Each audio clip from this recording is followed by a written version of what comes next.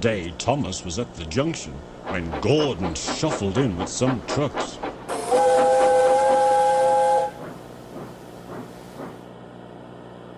"Whew," said Thomas. "What a funny smell. Can you smell a smell?" "I can't smell a smell," said Annie. "It's a funny, musty sort of smell," said Thomas. "No one noticed it until you did," grunted Gordon. "It must be yours." Not long ago, Gordon had fallen into a dirty ditch. He knew that Thomas was teasing him about it. "Annie and Clarabelle, do you know what I think it is?" said Thomas. "It's ditch water." Gordon didn't have time to answer as Thomas was soon coupled to Annie and Clarabelle, and then he puffed quickly away. Annie and Clarabelle could hardly believe their ears. "He's dreadfully rude. I feel quite ashamed. I feel quite ashamed. He's dreadfully rude," they twittered to each other. They had great respect for Gordon, the big engine. "You mustn't be rude. You make us ashamed," they kept telling Thomas. But Thomas didn't care a bit. "That was funny. That was funny," he chuckled, feeling very pleased with himself. Thomas left the coaches at the station and went off to a mine for some trucks. Long ago, miners digging for lead had made tunnels under the ground.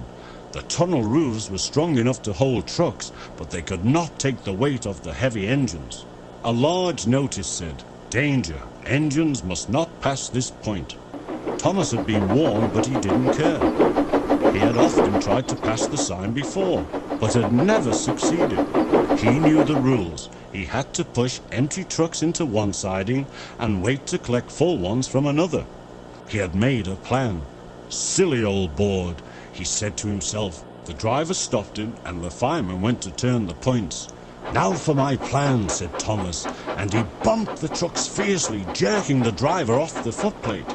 "Hurrah!" said Thomas as he followed the trucks into a siding. "Come back!" called his driver, but it was too late. "Stupid old board," said Thomas as he ran past it. "There's no danger, there's no danger." "Look out!" cried the driver. Then the rails sagged and broke. "Fire and smoke!" said Thomas. "I'm sunk." And he was. Thomas could just see out of the hole, but he couldn't move. "Oh dear," he said, "I am a silly engine." "And a very naughty one too," said the fat controller, who had just arrived. "I saw you. Please get me out. I won't be naughty again," said Thomas. "I'm not sure," said the fat controller. "We can't lift you out with a crane because the ground is not firm enough. Let me see. I wonder if Gordon could pull you out." "Yes, sir," said Thomas nervously. He didn't want to see Gordon just yet. When Gordon heard about Thomas, he laughed very loudly. "Down a mine, is he? Ho, ho, ho! What a joke! What a joke!" he chortled, puffing quickly to the rescue. "Poop, poop, little Thomas," Gordon whistled. "We'll have you out in a couple of puffs. Poop, poop, poop."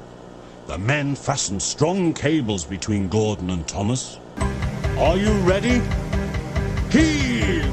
called the fat controller. It was a lot harder than they had all thought. Gordon worked hard, but it took a long time to finally pull Thomas out of the hole. "I'm sorry I was cheeky," said Thomas. "That's all right, Thomas," said Gordon. "You made me laugh." Thomas was very pleased that Gordon was not angry with him anymore. Thomas's fire had gone out, so he needed a pull back to the station. "Can we go together?" asked Thomas. "Of course we can," said Gordon. "I'll pull you back." "Thank you very much," said Thomas. And buffer to buffer, the two friends puffed home.